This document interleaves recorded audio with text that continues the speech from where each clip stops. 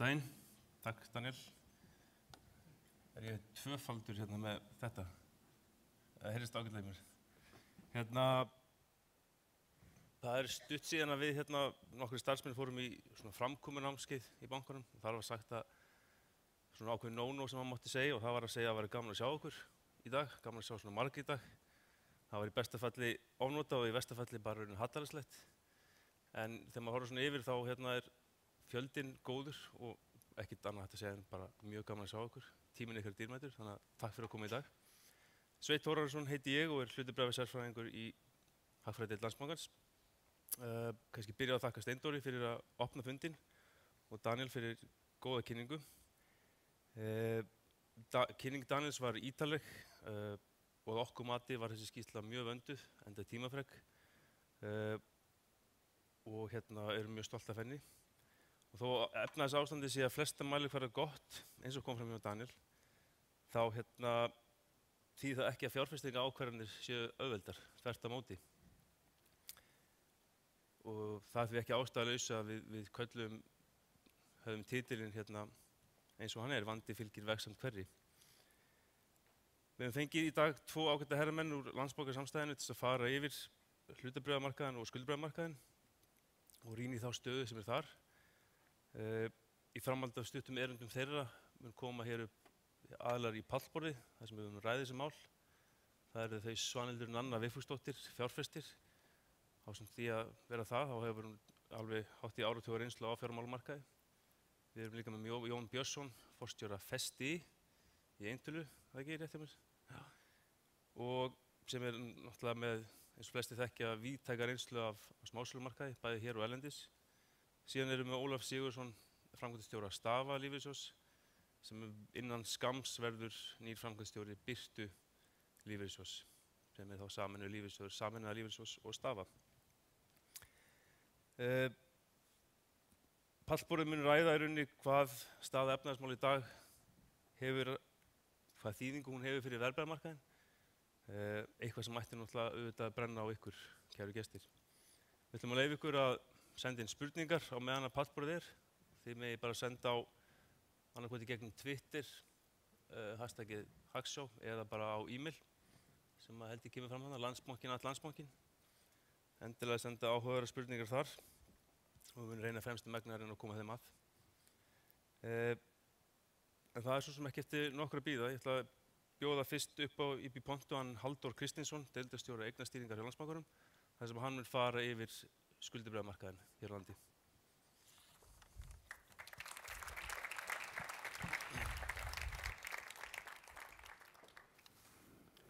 Já, góðan daginn. Gaman að sjá okkur öll hérna. Ég ætla að fara yfir stöður og horfur á skuldabréfamarkaðinn.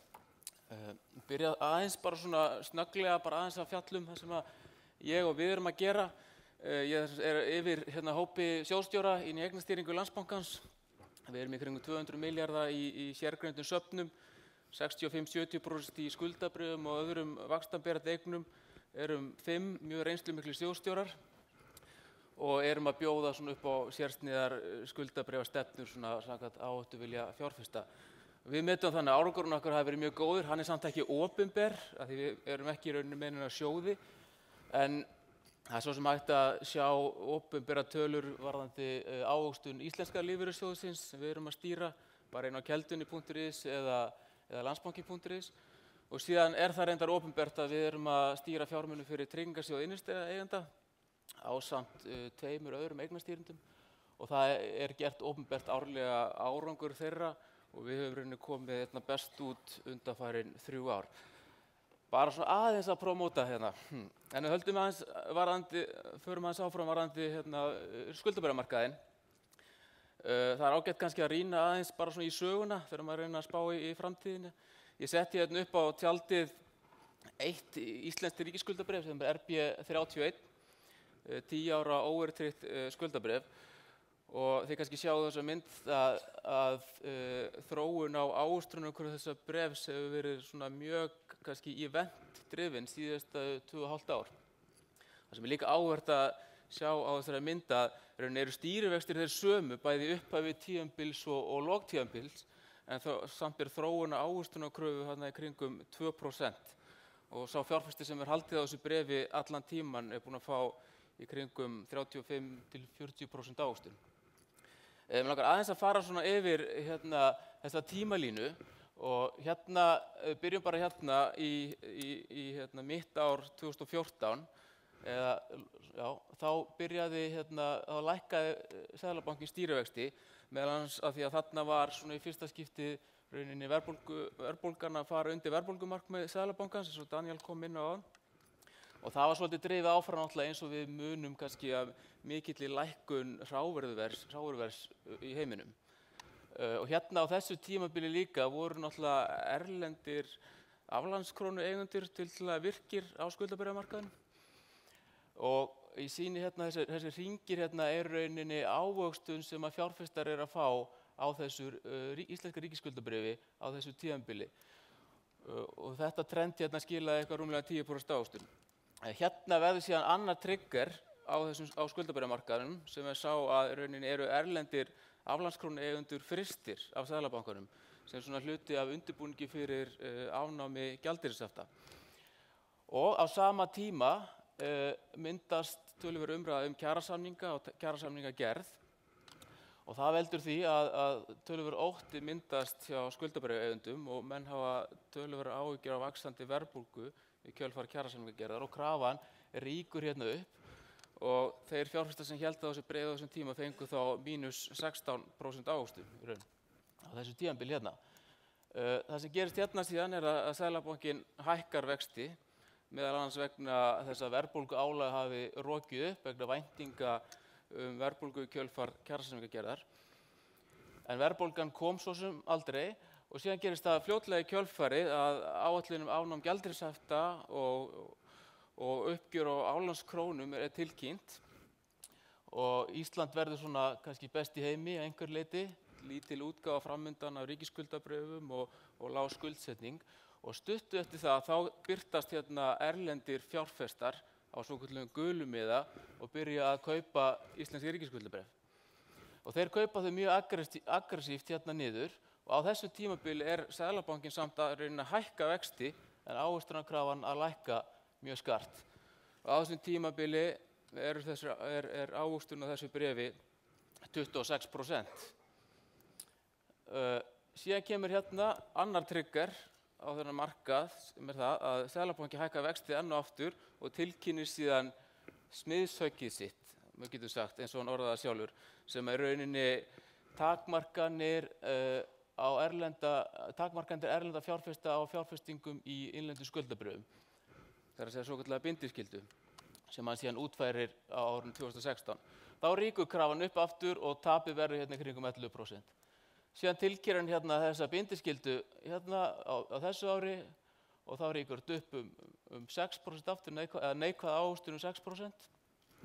Og síðan hefur markaður krafan verið að lækka hægt og rólega og síðan náttúrulega fengu þessa óvæntu vaxtalækkun núna nýlega og þetta tímabil skilaði okkur 16% ávöxtun á þessum eignaflokki, þessari skuldabréfi.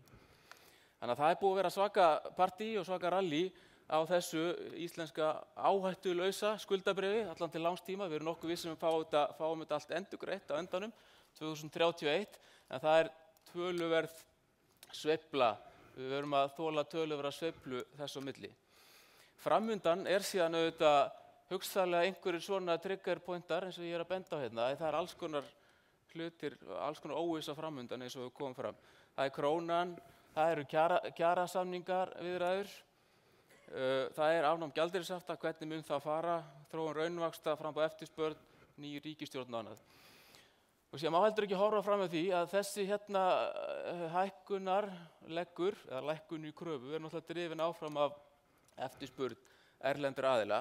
Og ef þú tekur bara erlendan aðila sem gerður upp í evrum, sem kemur inn hér og skoðar bara ávöxtun hans í dag, þá hann líklega búinn að fá svona í evrum kringum svona 47% ávöxtun. Og hann líklega sjóðstjóri í einhverju safni með öðrum skuldabréfum sem hafa líklega ekki gefið neitt. Þannig að þetta algjör topp-performer og það alltaf spurning á þess að mann hefur hugmynd það, einhvern tímann ætla menn að exita Og við erum auðvitað búin að kötta á stóran hluta af kaupendahópnum þegar þessir aðilar ætla að fara út. En við vitum svo sem ekkert hvenær það muni gerast. Þannig að þetta mjög áhugavert. Hérna sjáum við síðan bara verðbólguálagið og þróun verðbólgu. Daniel sýndi þessa mynd á hann, það er núna, verðbólga er búin að vera undir verðbólgumarkmiði Seðlabankans núna í að vera 2,5 ár. En það er kannski fyrst núna á undanförnum mánuðum sem að verðbólguálag, eða verðbólgu til 5 ára, er rauninni komið undir verðbólgumarkmiðið. Markaðurinn hefur ekki svo sem haft trú á því að þessi lága verðbólga sé rauninni sustainable fyrir þá hugsanlega núna. Hérna setti ég upp bara vaxtaferla. Ég sjáðu bara óverðtryggða vaxtaferilinn þannig uppi og síðan verðtryggða það fyrir neðan. Ég skipti verðtryggða vaxtaferlinum í 2 ferla, annars vegar RIX sem er verðtryggð ríkisskuldabréf og síðan íbúðabréfin og síðan er þessi óverðtryggð þróun. Kannski áhugavert að skoða þetta í samhengi að sjá þetta að vaxtaferillinn er mjög flatur og hann er rauninni búinn að vera flatur síðan erlendir aðilar komu inn á markaðinn. Og það bendir náttúrulega einhver leyti til að markaðsaðilar séu að spá töluverði vaxtalækkun hérna. Af því að þú náttúrulega átt alltaf að vilja fá hærri ávöxtun fyrir að taka meiri áhættu og þú tekur auðvitað meira áhættu með því að eiga skuldabréf sem hefur lengri líftíma.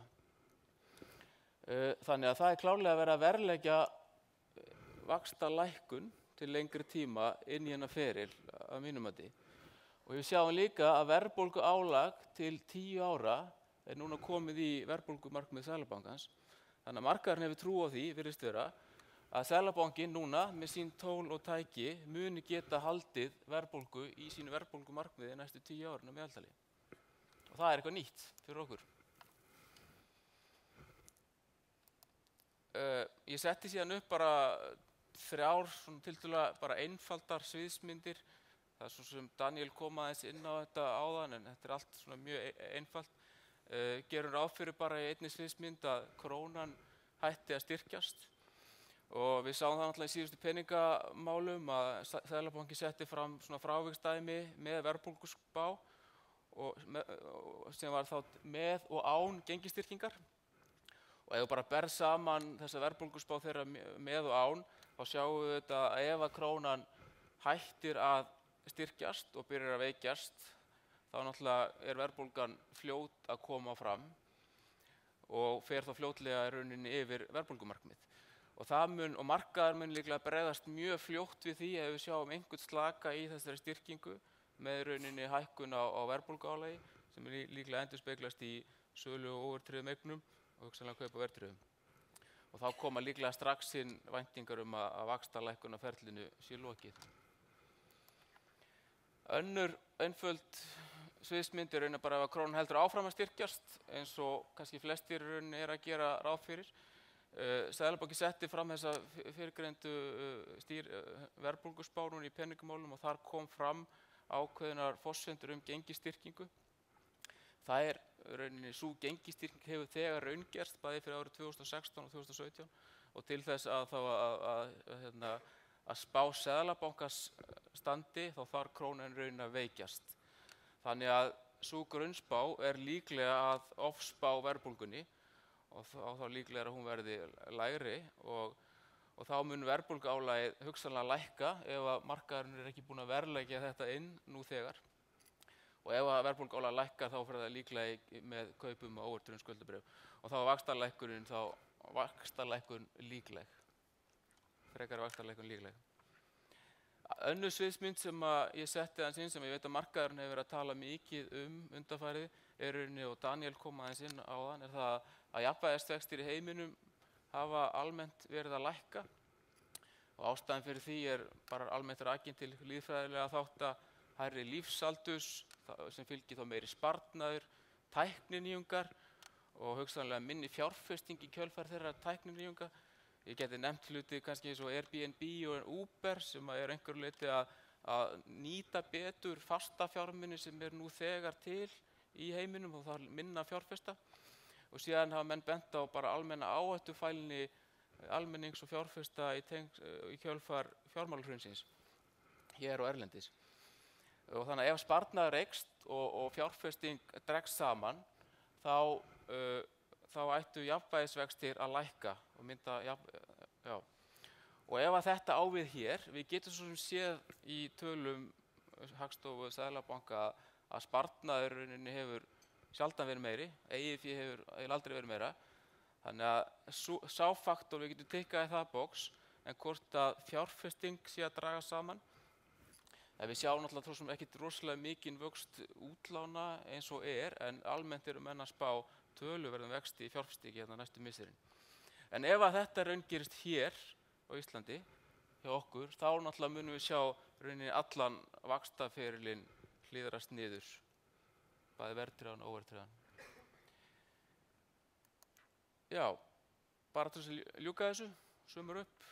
Raunvextir hérna eru náttúrulega mjög háir, eins og við vitum. Og að mínu mati þá eigum við inni einhverja vaxtalækkun og ég held að ávöxtun á skuldabréfum ætti að vera fín næstu misserin og verður líka að vera svolítið selektífur.